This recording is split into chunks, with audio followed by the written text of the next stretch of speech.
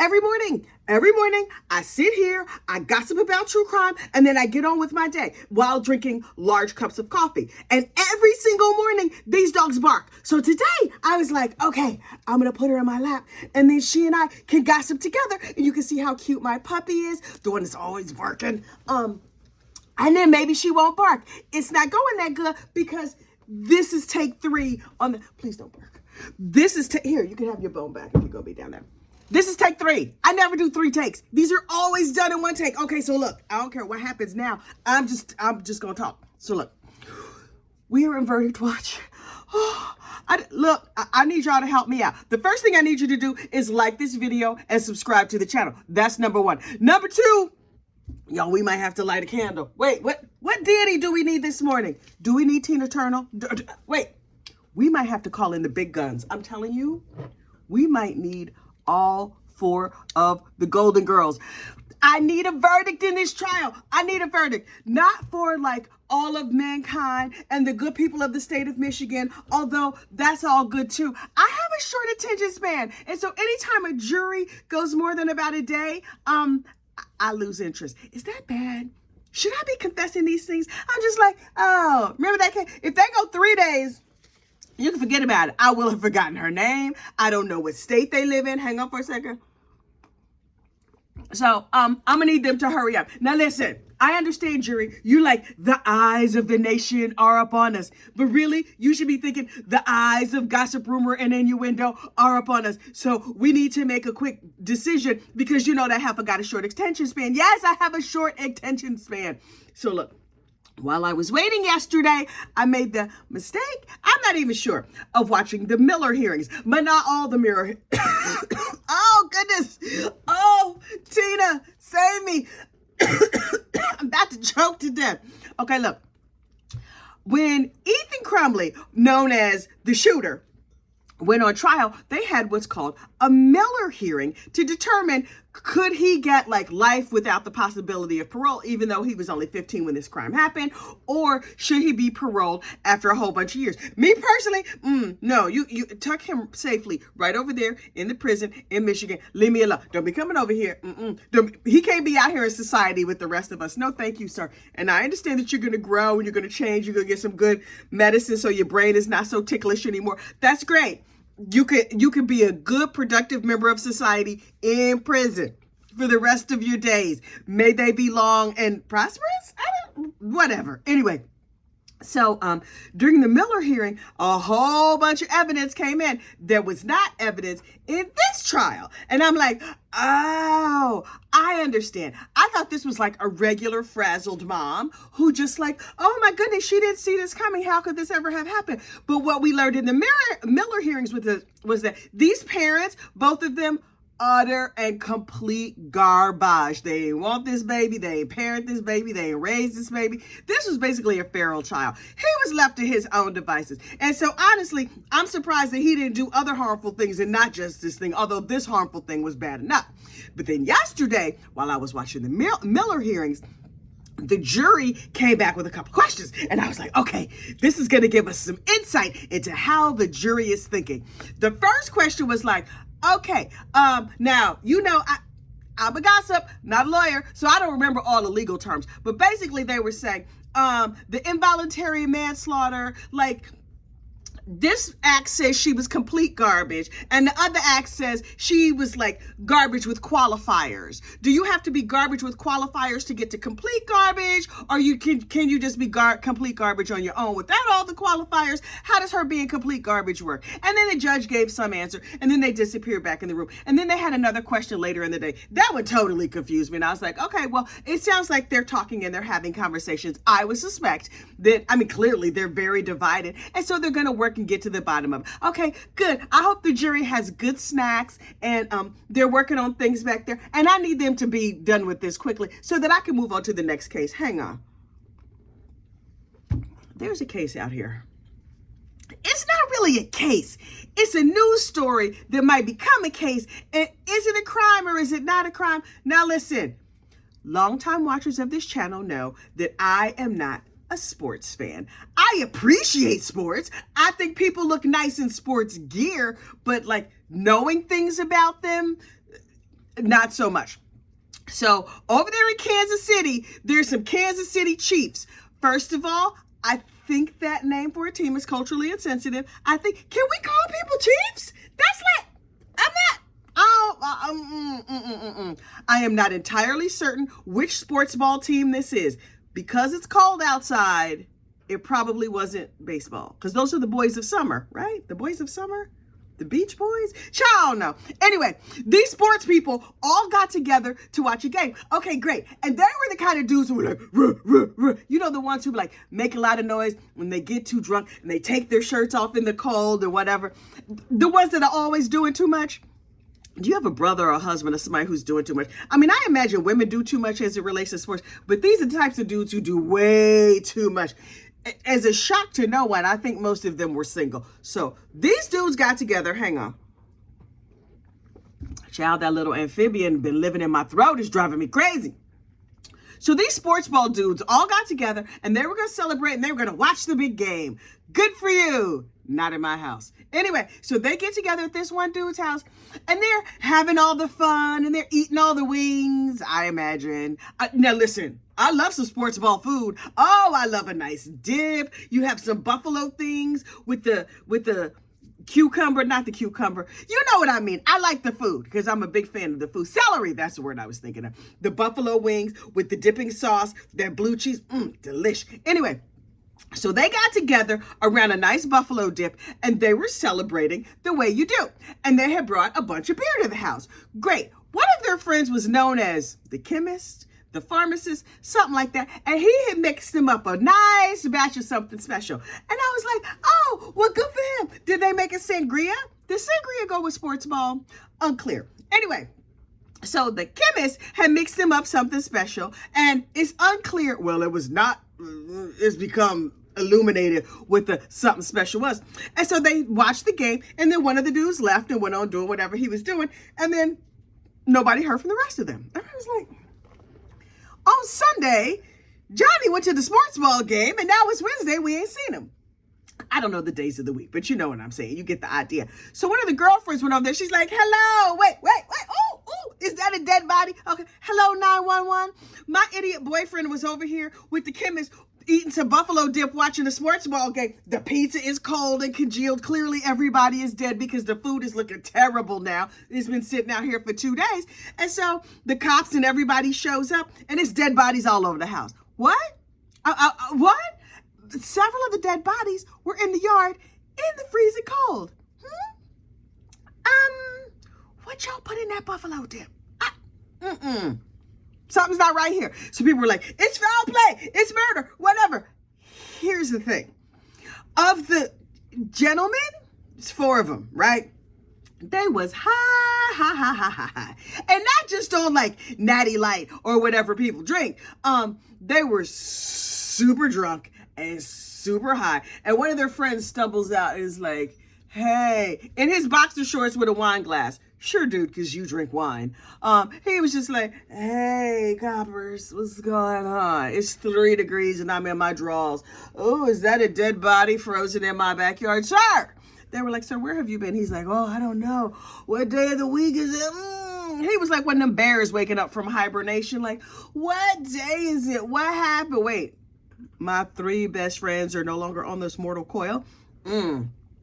Maybe I should have left the fentanyl out of the buffalo dip. You know, it was a new recipe I was trying, and I was not sure if it meant like a teaspoon of fentanyl or a tablespoon of fentanyl. You know how you can get those, handcuffs you're putting me in? Okay, I have the right to remain. Okay, I'll remain silent. So they put the dude in the handcuffs, and they carted the frozen bodies away because, yes, his 3 friends were frozen outside on the lawn. And I was like, what in the world? And how did those 3 end up frozen and dead? But that dude, because he was in the house, because he had wine, because he had stemware, what happened? So the toxicology report has come back and it was drug overdose, multiple intoxication. And here's the thing. It's unclear if they froze first or died from an overdose, or if they overdosed and then they died from the frost. Either way, they're super dead. super, super down. So my sincere hope for them is that there is a raging party in the afterlife. Although with those idiots there, something tells me they whipping up a batch of God knows what. Can you do drugs in heaven? I don't. Somebody get back to, I guess somebody would have to go and come back. Unclear. Anyway, something tells me these dudes are down at the bar in heaven, if it's a bar in heaven. But I was like, but wait, if 4 dudes take drugs, it's like a math problem. If 4 idiots take street drugs at a Kansas City Chiefs game? Oh, I feel bad saying Chiefs. I feel like I'm not supposed to say that word. Anyway, if 4 idiots take drugs at a Kansas City Chiefs game, but only 1 idiot comes out alive, how much fentanyl was used? I would have to use the new math. I would have to carry the heroin. I don't know. Okay, so I've been listening to doctors talk about this case, and I think I've got it sorted out. Why they took the drugs, child, I don't know. But apparently, if you have a tolerance, meaning you're used to using heroin and you're used to using other stuff, then if you get like a Scotia fentanyl, your body will be like, this girl, we used to this. And then you just fall asleep for 2 days and you'll be fine. But if you're not used to fentanyl, your body is like, and then you're dead. So apparently these dudes, now in their systems, they found cocaine, fentanyl, pot, and beer. Now that's a party. That is a party. I want to know exactly what happened, but the truth is, they probably don't know. It was a good game. I hope it was some very good food. And then they slipped the surly bonds of this earth to go drink beer in the afterlife. Something tells me they not with their grandmas. Unless your grandma was into fentanyl. I don't know about your grandma. My grandma personally, my grandma was not into street drugs like that. But they not with their grandmas, grandpas, great uncles, none of that. But they down at the dive bar that's in heaven, run by Jimmy Buffett. Is Jimmy Buffett still alive, child? I don't know. Hang on. So, rest in, I don't even know what, peace? Rest in relaxation? I don't. Bye. Bye, 3 idiots. A gentleman who were sports fans? Okay. But I have to tell you, when I heard the 3 sports fans, that's what we're going to call them. We're going to call them sports fans because sports fans and idiots are not mutually exclusive, but the Venn diagram of the two is a whole lot of crossover. And these dudes right there in that crossover area. So anyway, when I first heard that these 3 Kansas City Chiefs fans had frozen to death, I assumed that they were like outside the stadium in line waiting to get tickets or waiting to get in. I didn't know they was at somebody's house, or they could just walk in the back door that was right over there. But you can't just walk in the back door if that's right over there. If your friend who is the chemist has mixed you up a nice batch of cocaine and fentanyl and pot and buffalo dip, and so you don't know which end is up, and you just take all that mess, and then you just go, child, that story is a mess. Here's the thing though, the dude that woke up after 2 days, he was like, I think this is a sign that I need to get my life together. And so he went to rehab. Good luck. I don't. A mess. That entire story is a mess. Last but certainly not least, there's a very troubling story coming out of Indianapolis. Now listen, these faraway cities and faraway lands in the middle of the country that I don't know nothing about, I'm like, oh, that's sad. Oh, it's happening in the heartland. I don't know nothing about that. But here's the thing. I'm from Indianapolis. And I'm like, oh, a lot of my family still lives in Indianapolis. So I'm like, okay, Indianapolis, what y'all doing now? Last night, I had made my last video. Child, why did I make 3 videos yesterday? Anyway, 1 for public like this in the morning, and then the other 2 were in like the member sections, whatever. Child, that's where I'm unleashed. This is me toned down, believe it or not. So I had made my 3 videos yesterday, and I'm on my way to bed, and then this story pops up with that cute Cuomo boy talking about it was a serial killer in Indianapolis. What? And I said, oh, another one? Because Indianapolis kind of, a couple of them roaming around there. And I did a lunchtime true crime. Back in the day, gather round, children. Back in the day, I used to do a series called Lunchtime True Crime, where every day at lunchtime, a new video would drop that would tell you a true crime story. there is a lunchtime true crime about a serial killer in Indianapolis who was unfortunately unaliving people and just tossing their bodies in the backyard. And his wife was like, oh, I don't know what that is. It looks like a skeleton laying in the yard. And the husband was like, oh, I'll clean it up. And then they never discussed it again because Indiana. Anyway, in Indianapolis, there's a suspected serial killer on the loose. So, ladies, this is what you need to know. First of all, 2 ladies so far have been found on the east side of Indianapolis, over there on Midhofer, near Midhofer Road. I know a little about Midhofer Road. I used to live I was born and raised in Indianapolis. Anyway, the thing that really that's terrible, right? And they were stabbed. I was like, oh, how very European of you. Because here in the States, normally, we don't impale our victims. We pew-pew our victims with the gun violence and whatever. See also Trash Mama Jennifer Crumbley. But in Indianapolis, 2 50-year-old women have been found mortally, dead. I was going to say mortally wounded. No, they were dead, all the way dead. Just laid out. Now, normally, if a serial killer unalive somebody, he's like, I'm going to tuck you here right away neatly in the crawl space of my basement, and we just going to act like we have a sewage leak. Nope, they just left them laying right there in the street. These women were found not that far from each other, and I was like, oh my gosh, that's terrible. But here's the part that makes it even worse. Normally, if women get unalived, it's like unhoused women, sex workers, people who live on the fringes of society. No. These are just regular women leading their regular lives, and they were in their 50s. That part had me clutching my pearls, and here's why. Aren't young women more likely to be unalived in like a serial kind of situation? That was my thought. Maybe I made that up, child. I don't know. But in my mind, I was like, oh, well, I'm no longer young and cute. I'm old and cute, don't get me wrong. But I was like, I'm no longer young and cute. So obviously, I'm out of this serial killer window because they're not looking for cute little old ladies.